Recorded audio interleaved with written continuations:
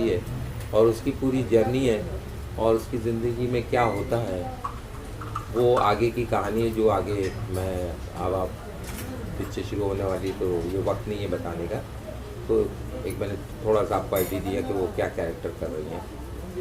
गीता और गीता अपना गंगा और गीता जो है, ये फिल्म जो है गंगा और गीता जो फिल्म है, ये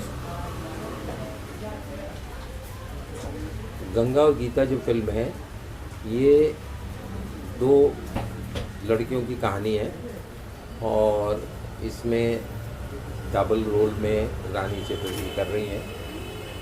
तीसरी जो फिल्म है ईना मीना डीगा, ये 3 लड़कियों की कहानी है जिसमें एक सेंट्रल कैरेक्टर में रानी जी कर रही हैं। 2 लड़कियां इसमें ऐड होने वाली है और वो भी बहुत जल्द हम डिसाइड कर लेंगे कि वो कौन लड़कियां होंगी। और ये जो फिल्म है हमारी गंगा और गीता, इसमें दो लड़के हैं जो ऑलरेडी हमने फाइनलाइज कर लिए हैं। One is Prem Singh, he is doing it, और दूसरा रवि यादव जी हैं, वो कर रहे हैं। इस तरह से ये बेसिक मैं आपको बता रहा हूँ। पहली फिल्म कौन सी इसमें जो शुरू होने जा रही है? ये तीनों फिल्में 1 शेड्यूल में बननी है। We are shooting in Kanpur, Lucknow and Muzaffarnagar, और जब हम शूट पे जा रहे हैं 20 जुलाई के आसपास, तब तक आज से हमारी रिकॉर्डिंग शुरू हुई है और हमें चूँकि 21 गाने करने हैं तो उसमें थोड़ा वक्त लगेगा, तो हम ये 20 दिन उसमें इस्तेमाल कर रहे हैं, 25 दिन। और उस वक्त में जो हमें डेट्स के हिसाब से जो लड़कों की डेट्स होंगी उस हिसाब से हम प्लान करेंगे। लेकिन डेफिनेटली ऑल द 3 फिल्म्स, तीनों फिल्में 1 शेड्यूल में बननी है और एक एक करके बनेगी। जैसे एक हम फिल्म प्लान करेंगे तो वो पहले शूट होगी, फिर सेकेंड होगी और फिर थर्ड होगी।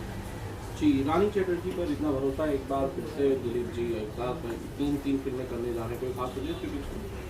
नहीं, देखिए क्या है, अभी जहाँ तक एक्शन फिल्मों का ताल्लुक है और एक ऑडियंस पुल की बात है, तो उसमें जहाँ तक भोजपुरी इंडस्ट्री इज़ कंसर्न, तो उसमें मैंने एक चीज़ देखा है पब्लिक में, मैं भोजपुरी इंडस्ट्री से हटके ऑडियंस की बात कर रहा हूँ, तो डेफिनेटली मैंने ये चीज़ महसूस की है कि जब रानी का एक्शन आता है तो थिएटर में सीटियाँ बजती हैं, तालियाँ बजती हैं, बशर्ते वो कॉन्सेप्ट फिल्म का अच्छा हो और अच्छे से उसको आपने प्रेजेंट किया हो। तो यही एक रीज़न है। And she is very dedicated also, अपने काम में बहुत डेडिकेट है। मैंने उनके साथ अर्लियर 3 फिल्में की हैं और मैं काफ़ी कंफर्टेबल रहा हूँ उनके साथ। डायरेक्टर के लिए कंफर्ट जोन मेरे हिसाब से एज ए डायरेक्टर जो मैंने महसूस किया है, जो आर्टिस्ट अपने काम में पूरा फोकस करता है और कॉन्सेंट्रेट करता है, वो कोई भी एक्टर हो, वो साइड एक्टर हो, को एक्टर हो, न्यू कमर हो, वो अगर फोकस है और कॉन्सेंट्रेट है उसका काम में, वो 19 एक्टिंग कर रहा है या 21 कर रहा है, वो दूसरी बात है। लेकिन अगर उसका फोकस है तो डेफिनेटली वो एक्टर कहीं ना कहीं डायरेक्टर का फेवरेट बनेगा, ये मैंने महसूस किया। तो बहुत डेडिकेटेड है, तो वो एक बात अच्छी लगती है और उनके साथ काम भी फास्ट होता है, और काम फास्ट होने का मतलब एक क्वालिटी भी मिलती है और कॉस्ट ऑफ प्रोडक्शन भी कंट्रोल होती है। जब आप एक प्रोफेशनल एक्टर्स के साथ काम करते हैं, अगर आपके शूटिंग डेज उसमें सेव हो रहे हैं और काम आउटपुट ज़्यादा निकल रहा है, तो definitely it's also actually product ही है कि एक मशीन है जिसमें से बहुत ज़्यादा प्रोडक्ट निकल आता है क्वालिटी के साथ, तो वो मशीन की ठीक है वैल्यू थोड़ी ज़्यादा होगी, लेकिन आप वही मशीन लेना चाहोगे। तो ये कमर्शियली इकोनॉमिक्स के हिसाब से भी आई थिंक शी इज़, अब फ़िलहाल मुझे इस वक्त में लग रहा है कि she is the best. Sir, आज के ज़माने में कहा जाता है कि जहां पर सुपरस्टार्स को फिल्में लेकर बनाना ज़्यादा सेफ कहा जाता है बिजनेस के पॉइंट ऑफ व्यू से। आपने आपकी तीनों फिल्म में से किसी भी सुपरस्टार को कास्ट नहीं किया, मैं मेल्स की बात कर रहा हूँ। नहीं सर, मेरा क्या रहा है कि मैं जब से इंडस्ट्री में आया हूँ तो तो मैंने बहुत एक्टर्स लोगों ने मेरे साथ काम किया। उस वक्त मैंने उन्हें लिया जब वो सुपरस्टार नहीं थे, लेकिन मैं एक कंफर्ट जोन में काम करना चाहता हूँ, नंबर 1। नंबर 2, मैं चाहता हूँ कि मेरी स्पीड से लोग चलें, नंबर 2। नंबर 3, मैं सुपरस्टार्स के बिना मार्केट में सरवाइव कर सका हूँ। ये सबसे इम्पॉर्टेंट बात है कि मैं जब से इंडस्ट्री में आया हूँ आज तक मैंने सरवाइव किया है because of my talent and वो एक्टर्स जो अच्छे थे लेकिन कोई उनके साथ प्रॉब्लम्स नहीं था, और इन्वेस्टमेंट प्रोड्यूसर्स की बहुत बड़ी नहीं थी। बिकॉज देखिए, end of the day film making is not gambling, but somewhere कभी फिल्म फ्लॉप हो जाए तो यू कैन अंडरस्टैंड कि प्रोड्यूसर की क्या हालत हो जाती है।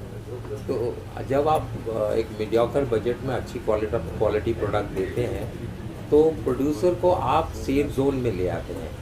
तो मेरे हिसाब से मैं हमेशा प्रोड्यूसर डायरेक्टर रहा हूँ, और मैं हमेशा ये सोचता हूँ कि प्रोड्यूसर सेफ रहे। और देखिए, अगर मुकद्दर में है चलना है तो जब अमिताभ बच्चन जी नहीं चल रहे थे, फ्लॉप थे, और वो जंजीर पिक्चर उनकी आई और वो सुपर डुपर हिट हुई, तो अगर आपके पास पैसे आने तो मैं कौन हूँ जो आपकी कमाई को रोक लूँ। तो गॉड इज़ ग्रेट, जो वो देता है तो फिर वो आपको छोटे एक्टर के साथ भी दे सकता है, और अगर उसे नहीं देना है तो बड़े एक्टर के साथ भी नहीं देगा, वो ऑन कॉन्ट्री लॉस में आ जाएगा। दिलीप सर, क्या ये मैं मानूं कि सुपरस्टार्स के साथ फिल्म करना मतलब बड़ा रिस्क लेना? यस, आप बिल्कुल सही कह रहे हैं। जब आप बड़े एक्टर्स के साथ काम करते हैं तो बहुत बड़ा रिस्क लेते हैं आप, और आप खुद इन्वेस्ट कर रहे हैं या आप किसी की इन्वेस्टमेंट उस पर लगा रहे हैं, तो आपको वो उसका रिस्क फैक्टर बहुत है। और आप को जिससे आप पैसे लगवा रहे हैं, इन्वेस्टमेंट करवा रहे हैं, तो आपको कहीं पे ये माइंड में लेके चलना चाहिए कि यार उसके भी किसी और के पैसे हैं, लेकिन वो पैसे हैं, तो उसकी सिक्योरिटी आपको हर वक्त मेरे हिसाब से सोचनी चाहिए। क्या वजह है कि इस बार प्रोड्यूसर में कोमल जी का नाम डाला गया है? नहीं सर, एक्चुअली क्या, इससे पहले जो मैं फिल्में कर रहा था तो ये फिल्में जो हैं मैं बाहर की कर रहा था, बाहर के प्रोड्यूसर्स की, और काफ़ी अरसे से मैं 2 साल से सोच रहा था। मेरी ये इनकी जो कंपनी है, उस कंपनी का नाम है प्रॉमिस पिक्चर्स। 1997 में ये कंपनी उनकी एस्टैब्लिश हुई थी, और अर्लियर इस बैनर पे हमने 8-10 फिल्में बनाई। प्रॉमिस का क्यों इसका नाम प्रॉमिस क्यों रखे थे? मेरा प्रॉमिस, देखिए पता नहीं, उस वक्त मुझे ये शब्द बहुत अच्छा लगा था, और प्रॉमिस एक बड़ा इम्पॉर्टेंट ऑक्सफोर्ड डिक्शनरी का वर्ड है, और ये वर्ड है बहुत छोटा, प्रॉमिस, लेकिन इसको निभाने के लिए बहुत जद्दोजहद करनी पड़ती है। कोमल जी से तो कोई प्रॉमिस आपने नहीं किया था, याद करिए। कोमल जी से नहीं, ऐसा ही कोई फिल्म मेकिंग से कंसर्न, पर्सनल लाइफ में तो रोज़ कुछ ना कुछ प्रॉमिस करना पड़ता है, तो वो उसके बिना चलती नहीं है गाड़ी। तो लेकिन जहाँ तक प्रोफेशनल की बात है, बिजनेस की बात है, तो मैं खुद चाहता था कि वो एक फिल्म उनको मैं एक एज ए प्रोड्यूसर बनाऊं, तो इंडिपेंडेंट आज उनका जन्मदिन है, उसका गिफ्ट है आपको? सर, आज उनका जन्मदिन है और आई एम वेरी हैप्पी। और इससे बड़ी मैं क्या एग्जांपल दे सकता हूँ कि मैंने ये फिल्म मैं शुरू करने वाला था इसी महीने में, देन आई डिसाइडेड कि क्यों नहीं मैं मेरी वाइफ के बर्थडे पे से शुरू करूँ, तो एक यादगार हो। और सबसे बड़ी बात होती है कि अभी हम जिस दौर में चल रहे हैं, हमारे बच्चों को बहुत खुशी होगी कि हमारे माँ के बर्थडे पे डैड ने फिल्म शुरू की, तो उनकी खुशी भी बहुत इम्पोर्टेंट होती है। तो वो एक कहीं मेरे बैक ऑफ द माइंड था, इसलिए मैंने आज मुहूर्त रखा। कोमल जी, आज आपका जन्मदिन है, कितना खुशी होती है कि आपके गुलाटी जी ने आज आपके लिए 3 फिल्मों मुहूर्त किया है। प्रणाम भैया। Actually I am very lucky कि दिलीप जी मेरे हस्बैंड हैं, इसलिए नहीं कि he is my husband, he is very talented, very honest and very hard worker. इन्होंने अब तक जो भी फिल्में बनाई है बहुत मेहनत की उसमें, और जो उनको मुकाम मिलना चाहिए शायद अब तक नहीं मिल पाया, इसीलिए हम लोग ने अपनी फिल्में लॉन्च की है कि फ्रीली उनको जो करना है कर सके, क्योंकि प्रोड्यूसर कोई और होता है तो इंटरफेरेंस होता है, नहीं जी ऐसा नहीं करो, ऐसा करो, वैसा करो। तो now he can do freely. मतलब मानती हैं कि फिल्म में प्रोड्यूसर डायरेक्टर को कहीं न कहीं रोक देता है कुछ काम करने से? ऑब्वियसली प्रोड्यूसर के अपने होते हैं, अपने थिंकिंग होती है, उनको गाइड करने वाले भी बहुत आ जाते हैं इंडस्ट्री में, नहीं ये ऐसा करो, ऐसा करो। तो जो डायरेक्टर करना चाहता है वो फ्रीली नहीं कर पाता। मैम आपके शब्दों में तीनों फिल्मों के बारे में बताइए कुछ। मैं क्या बताऊँ, ये तीनों फिल्में मेरे दिलीप जी की बेबी है। इन्होंने बहुत मेहनत की है। सुबह 5-5, 6-6 बजे तक इन्होंने स्क्रिप्ट लिखते हैं, गाने इन्होंने खुद ने लिखे and he is very hard worker और बहुत अच्छी फिल्में लिखी।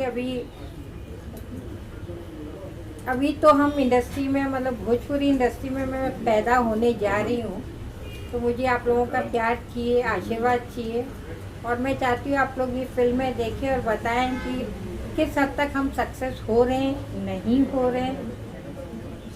रानी चटर्जी के बारे में क्या कहेंगे आप? रानी जी को मैं प्यार से क्वीन बोलती हूँ। She is very talented, very good actress, very hard worker और काम के सिवा उनको और कुछ, सेट पे she is very honest and very hard worker. She is very good dancer, she action कमाल का करती है और आई थिंक बिग स्टार ना हो कि खाली रानी जी है तो भी फिल्म वो अपने कंधों पे ले जाता है। दिलीप जी, आपकी लव स्टोरी बहुत कमाल की थी, कुछ उसके बारे में भी बताएं। सर अभी लव स्टोरी के बारे में अब फ्लैशबैक में आप मुझे लेके जा रहे हैं, तो आम जो यंग बॉयज़ गर्ल्स की होती है वैसे हमारी भी शुरू हुई थी और बड़ा मुश्किल होता है कि जो आपका लव शुरू होता है उसमें आप कामयाब हो जाए। तो कुछ ऑब्स्टिकल्स आए